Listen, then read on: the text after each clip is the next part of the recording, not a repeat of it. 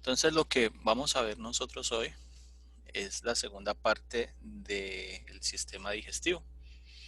La clase anterior habíamos quedado en estómago y duodeno. ¿Listo? Entonces hoy lo que vamos a ver o lo que vamos a continuar del sistema digestivo tiene que ver con el hígado. Entonces cuando hablamos del hígado, el hígado es una estructura que se encuentra en la cavidad abdominal, que está ubicado hacia el lado derecho y que una parte de él se puede proyectar hacia el lado izquierdo. Entonces el hígado va a tener dos caras, una cara superior que sería esta, que corresponde a la cara diafragmática, y una cara inferior que sería esta, que corresponde a su cara visceral. ¿Listo? Además, el hígado, por su cara diafragmática, hay un ligamento que lo señalo aquí. Lo señalo con un color más oscuro. Este ligamento que se llama el ligamento falciforme. Entonces, este ligamento divide la cara diafragmática del hígado en dos lobos. Un lobo izquierdo y un lobo derecho. Adicionalmente, el hígado va a presentar un borde que se conoce con el nombre de el borde anterior. Y este borde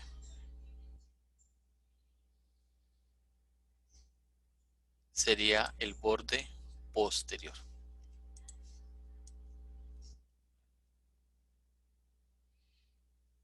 Entonces, el hígado en su cara visceral va a presentar las siguientes estructuras. Entonces, esto que vemos aquí corresponde al lobo derecho en su cara visceral. Esta corresponde al lobo izquierdo en su cara visceral. Esta protuberancia que veo aquí, o esta saliente que es esta misma, corresponde a la vesícula biliar. Medial a la vesícula biliar tengo el lobo cuadrado y en la parte posterior tengo el lobo caudado.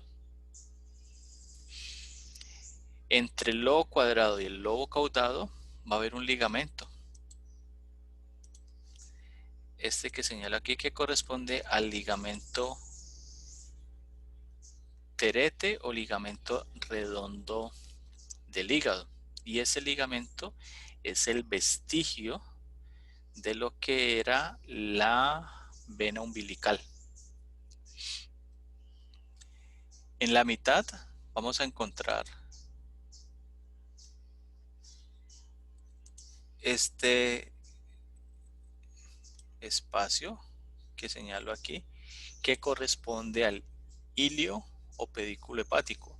Y allí voy a encontrar tres estructuras.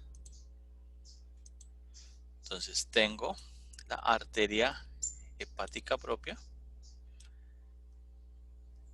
la vena portal del hígado y el conducto hepático común.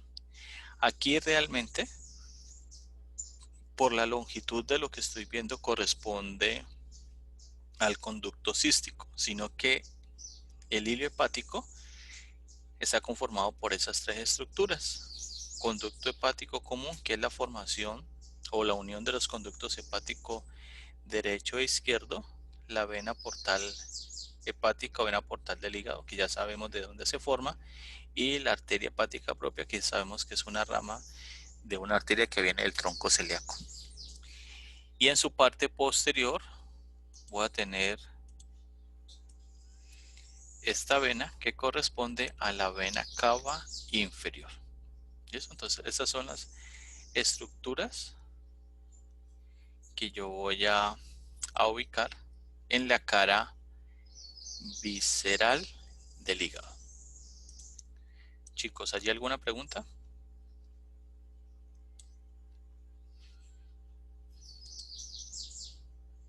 No, profe. Bueno, entonces vamos a hablar del conducto biliar o las vías biliares. Entonces, cuando hablamos de las vías biliares,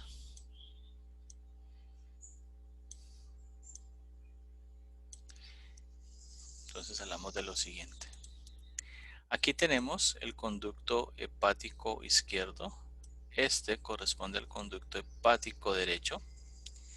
Entre los dos tengo el conducto hepático común,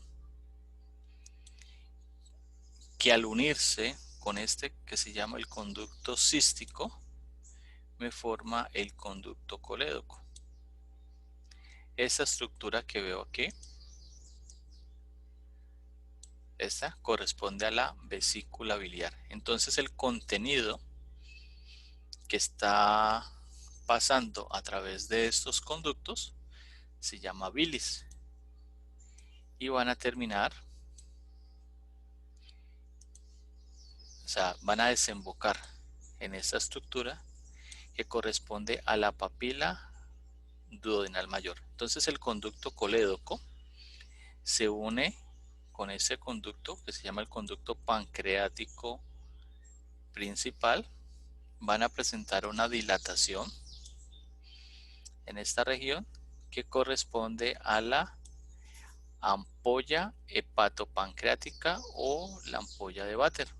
Entonces el contenido del conducto colédoco, que es bilis, y el contenido del conducto pancreático principal va a llegar acá. Entonces estas son las vías biliares. Dentro de esas vías hay dos vías, una principal y una accesoria. La vía principal está dada por conducto pancreático, conducto hepático izquierdo, perdón, conducto hepático derecho, conducto hepático común, conducto colédoco. Esto se conoce como la vía pancreática principal. Y la vía pancreática accesoria es conducto cístico y vesícula biliar. ¿Listo? Entonces aquí tendríamos dos vías, principal y accesoria. Bueno, entonces de aquí voy a pasar a la parte de los intestinos. Entonces, ubiquémonos por acá.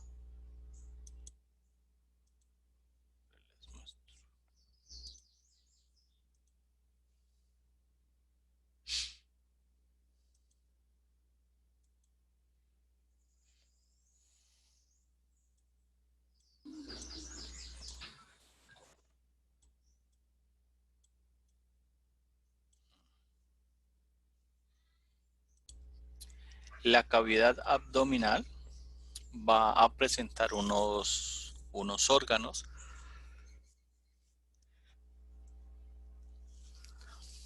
que están cubiertos por un tejido epitelial de revestimiento que se llama el peritoneo. Y el peritoneo van a ser dos láminas, una parietal que está hacia la parte externa y una visceral que está hacia la parte interna. Entonces este tejido que yo veo aquí corresponde a peritoneo, que está relacionado,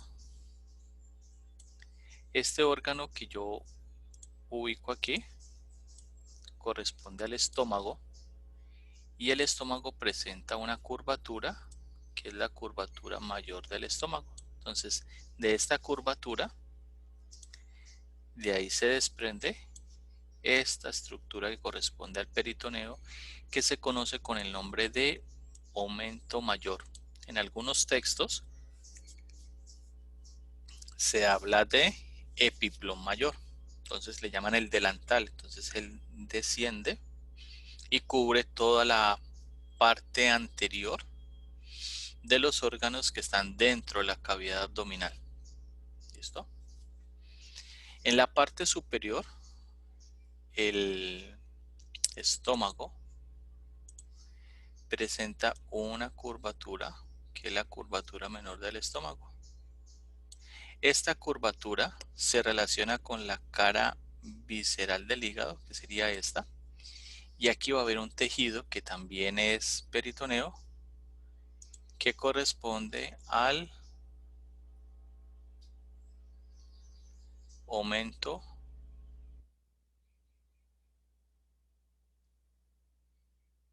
menor.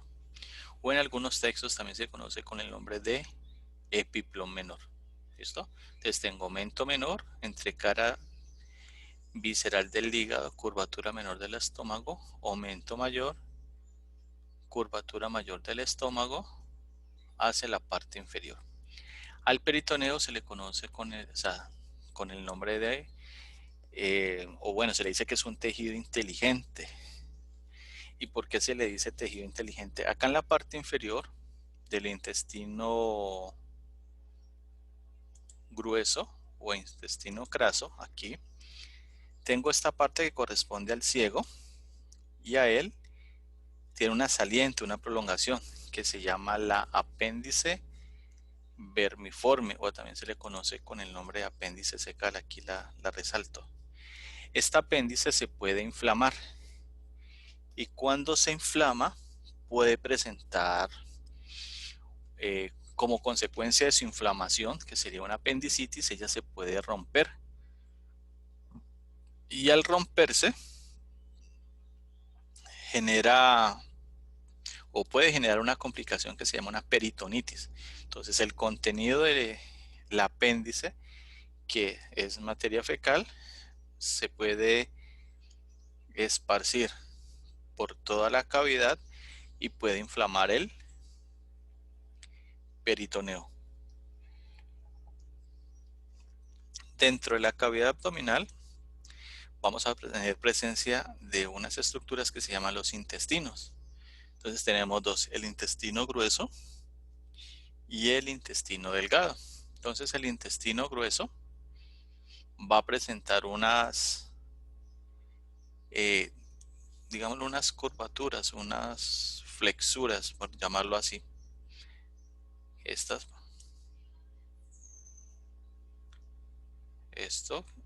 y estas formas se le llaman las asas intestinales. ¿Listo? Entonces, estas asas intestinales corresponden a el intestino delgado. Y el intestino delgado tiene tres partes, tres componentes.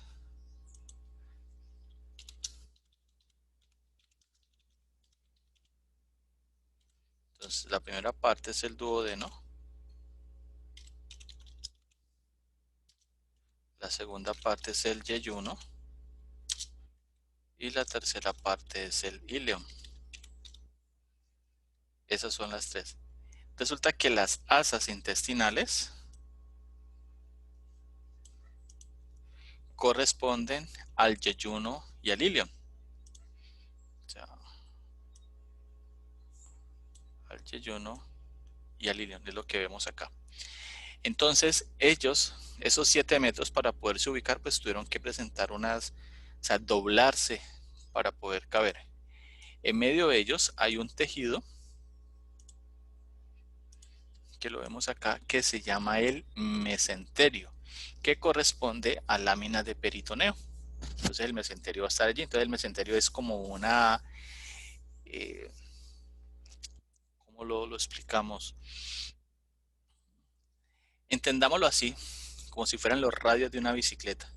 Entonces, que van a permitir que la periferia se una hacia el centro. Entonces van a estar esas dos láminas y en medio de esas dos láminas van a pasar los vasos mesentéricos. Ya saben que a nivel de arterias tendría la arteria mesentérica superior, tendría la arteria mesentérica inferior y a nivel de venas tendría lo mismo. La parte que es del intestino delgado que se une al ciego, que hace parte del intestino grueso o intestino graso, se llama el ilion. Entonces el ilion se une al ciego y aquí va a haber una válvula que se llama la válvula ileocecal, donde el contenido de el intestino delgado, recuerden que el yeyuno absorbe la mayor cantidad de nutrientes, luego pasa al ilion que también absorbe pero ya en menor cantidad, y lo que queda, que es material de desecho, va a pasar al intestino grueso a través de esa valva que se llama la valva ileocecal. Entonces de allí ya llegamos al intestino grueso, y el intestino grueso es una estructura que mide aproximadamente 1.5 metros y va a formar toda esta estructura. Deseo ir hacia acá y va a ser esto. ¿Listo? Entonces él va a tener varias porciones. Esta primera porción corresponde al ciego. La siguiente porción corresponde al colon ascendente. Luego él gira hacia la izquierda y corresponde a la flexura cólica derecha. Luego va de derecha a izquierda. Se llama el colon transverso. Luego gira, se hace inferior. A eso se le llama flexura cólica izquierda. Desciende, se le llama colon descendente, y luego hace una forma de S, se le llama colon sigmoideo, y la parte terminal sería el recto. Entonces esas son las porciones del intestino grueso.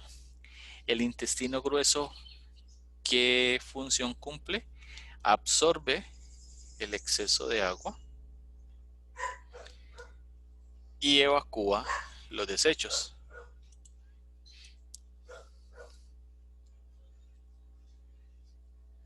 Entonces el intestino grueso,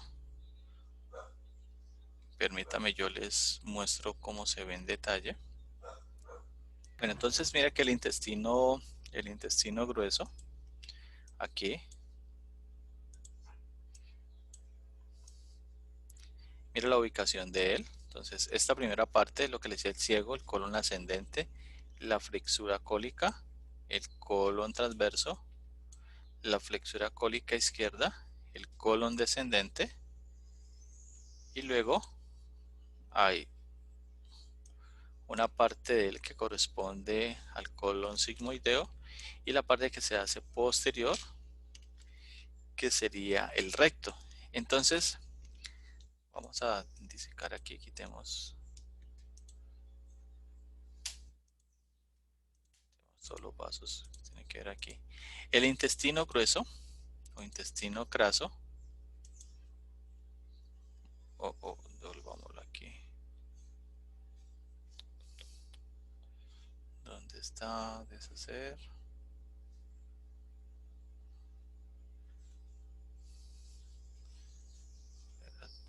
Actualizar, no.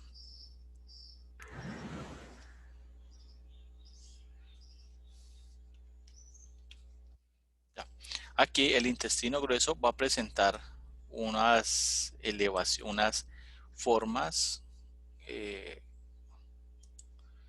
así como abultadas.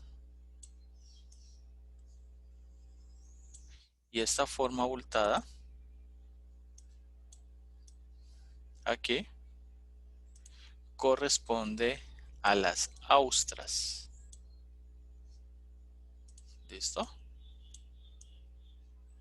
A las austras. Y esas austras son esas formaciones en forma abultada que van a permitir que a través de los movimientos peristálticos propios del intestino delgado, pues propios, perdón, del intestino grueso, pues vayan evacuando el contenido.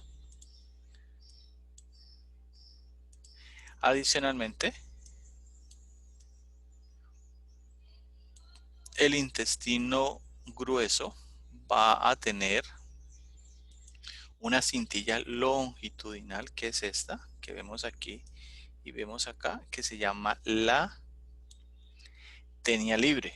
Entonces eso es lo que esa, digamos lo que es la estructura que permite que haya esa formación en forma abultada entre los bordes del intestino grueso. ¿Listo? Entonces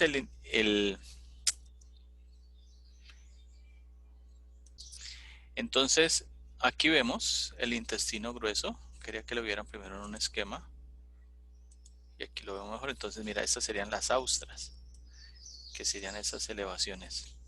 Si yo voy a un plano más profundo, entonces puedo identificar las cintillas que les digo que son las tenias o la tenia libre, que es esta, que está a lo largo de él. Pregunta, chicos, ¿cómo se llama ese tejido que está en esta parte posterior?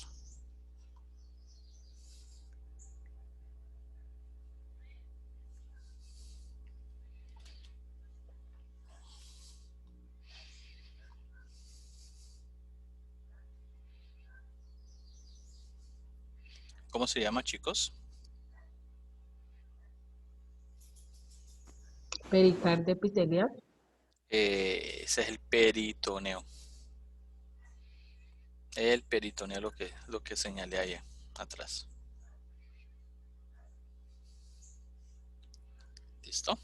Bueno. Entonces resulta que el peritoneo a nivel del colon presenta algo que se llama los mesos.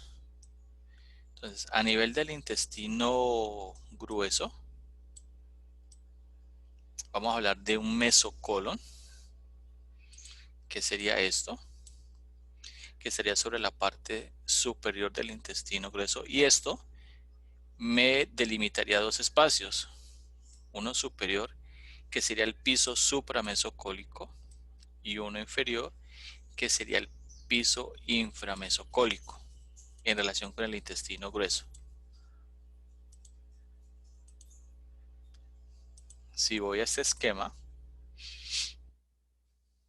voy a encontrar, por ejemplo, mira aquí el peritoneo. Entonces vamos a ver el peritoneo parietal, que es todo este tejido que lo está cubriendo. Eso sí ves, que entonces los órganos que están dentro de esta línea, o sea, la línea sería el peritoneo, se consideran órganos intraperitoneales. Y usted les hablaba de que había un aumento mayor. Entonces mira el aumento mayor, que es este. Entonces, este es el estómago. Aquí. Y desde la curvatura mayor hacia abajo tengo el aumento mayor, que sería lo que le conocemos con el nombre del delantal. En la parte superior acá tengo entre la curvatura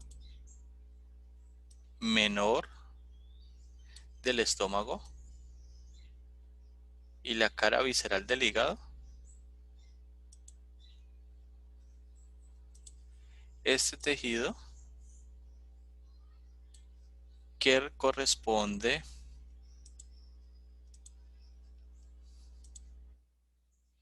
a el aumento menor.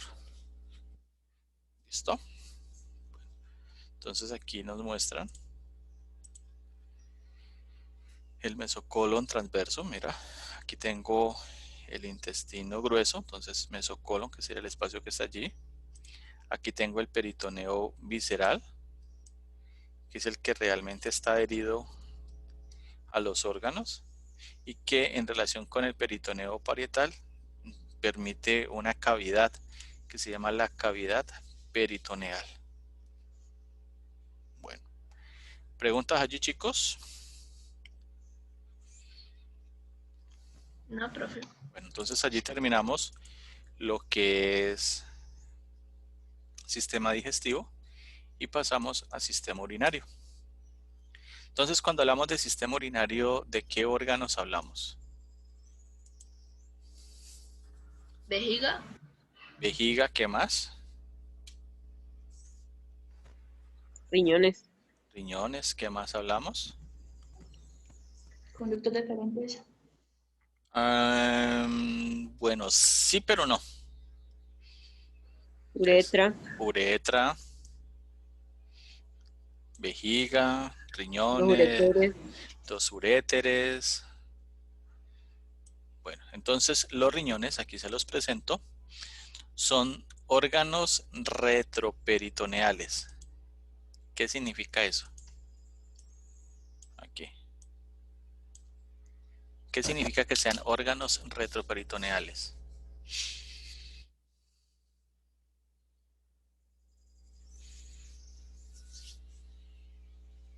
¿Mm? De lo que hablamos ahorita, ¿eso qué quiere decir?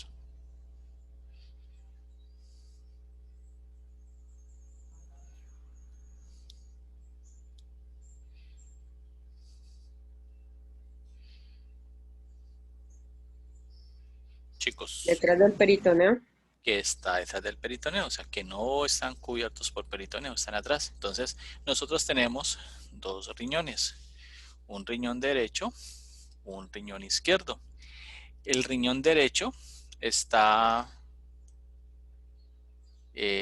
por debajo, mira que si yo trazo esta línea del riñón izquierdo, y hay una razón para eso, que el hígado tiene una relación con él, entonces por eso él está más abajo. Entonces los riñones van a presentar unas caras. Entonces tengo una cara anterior, que sería esta, que es abultada para ambos riñones. Va a presentar una extremidad superior o polo superior, extremidad inferior o polo inferior, un borde lateral, tanto para el lado derecho como el lado izquierdo, y un borde medial. Y obviamente va a tener una cara posterior que va a ser lisa, que va a ser plana y que va a estar relacionada con los músculos de la pared posterior del abdomen. Aquí puedo identificar estas venas. ¿Cómo se llaman estas venas? Salen del riñón y van a llegar a la vena cava inferior.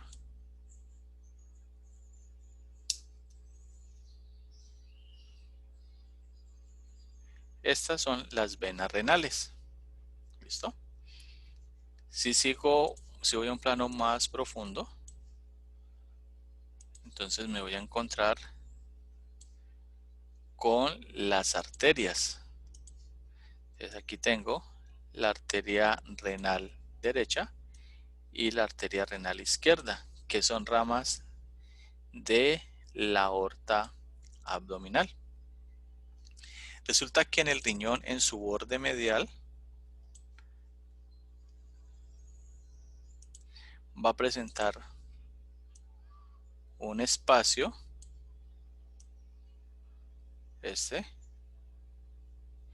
que corresponde al seno renal.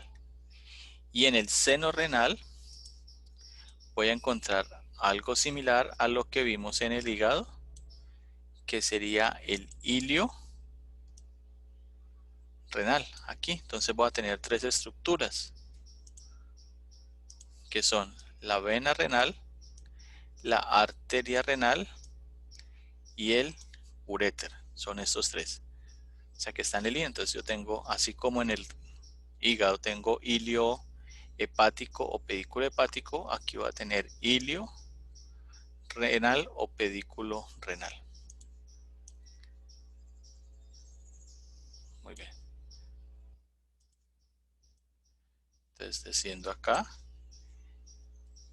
Los uréteres, entonces esta parte de aquí se llama pelvis renal, que al pasar el borde medial o una línea proyectada entre los bordes mediales, entonces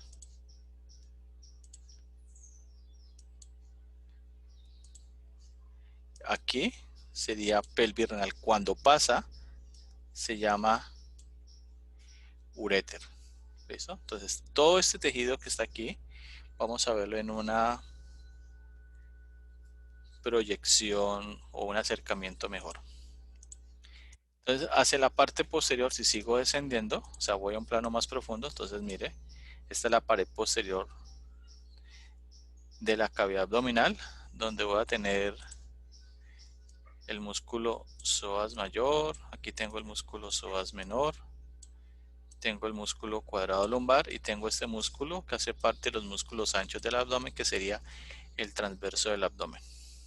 ¿Listo?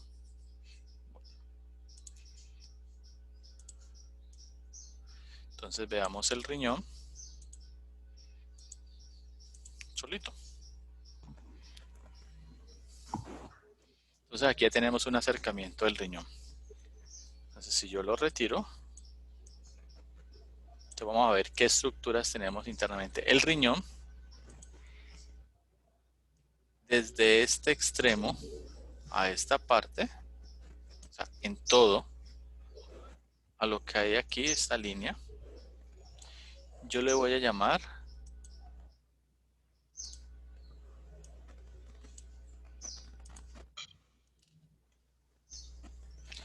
parénquima renal, que corresponde al tejido renal. ¿Listo? Que va a estar conformado por dos partes. Vamos a verlas acá.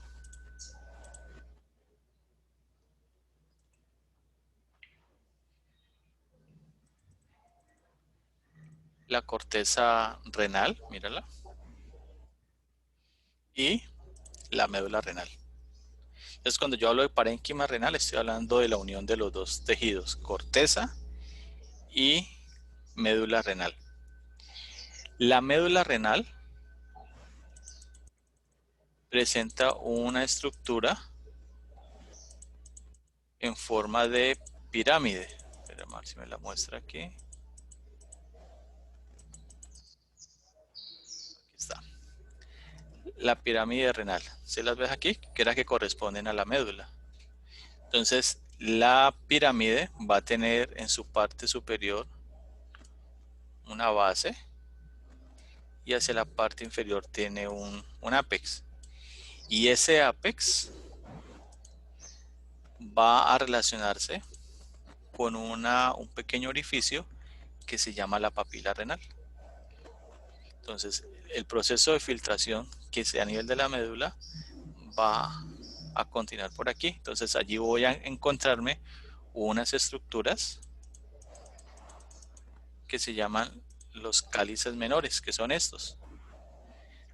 La unión de varios cálices menores me van a formar los cálices mayores, y la unión de varios cálices mayores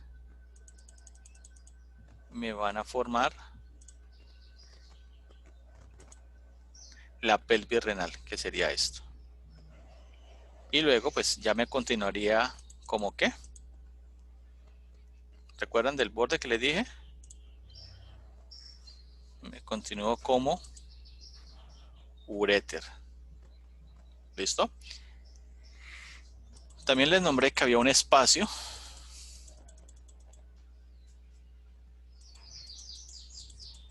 se lo muestro acá, que es este es el seno renal, todo este espacio que hay aquí, que se proyecta hacia acá.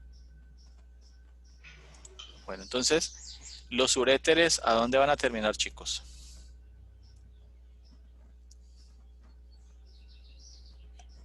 ¿O ellos llegan a dónde?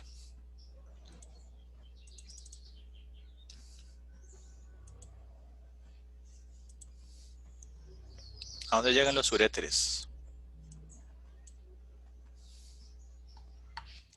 Entonces, los uréteres, su contenido va a llegar a la vejiga. Entonces aquí tenemos la vejiga. La vejiga va a tener varias partes. Entonces, tengo su cuerpo en su porción superior, porción inferior, en su parte posterior tengo el fondo y en su parte anterior tengo el ápex. Va a presentar un orificio interno que está aquí, y un orificio externo que está acá. Entonces esto me va a delimitar una estructura que se llama la uretra. Entonces la uretra femenina es más corta y vertical, lo que puede generar una mayor predisposición para las infecciones urinarias, por lo mismo, porque es más cortica. ¿Listo? Bueno, mire que ella se ubica anterior a el canal vaginal. Bueno, entonces miremos en el caso de los hombres.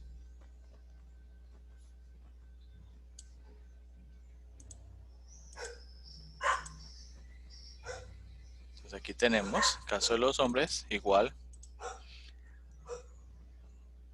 Hay un orificio externo de la uretra. Mira acá. Hay un orificio interno de la uretra que me va a delimitar toda la uretra. Y la uretra, en el caso de los hombres, va a tener varias porciones. Aquí no me la señala toda. Entonces, mire, la uretra es todo esto.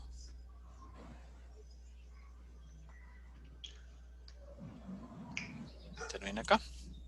Entonces, la uretra masculina presenta varias porciones. La primera porción es la uretra prostática. Bueno, que realmente es todo esto. La uretra prostática. Luego la uretra se va a continuar como uretra membranosa, que es este pedazo, y luego se continúa como uretra esponjosa o uretra peneana. Como la uretra masculina es más larga, la incidencia en infecciones urinarias es menor, pero la morbilidad de las mismas cuando se presenta es mayor por el mismo recorrido que tiene. En la parte superior tenemos la vejiga con las partes similares a la vejiga femenina. Tenemos el cuerpo, la parte superior, cuerpo en la parte inferior, tenemos el fondo y tenemos el ápex. Y a la vejiga van a llegar los uréteres. Entonces aquí tenemos el orificio ureteral izquierdo. Entonces, si hago un esquema de la vejiga,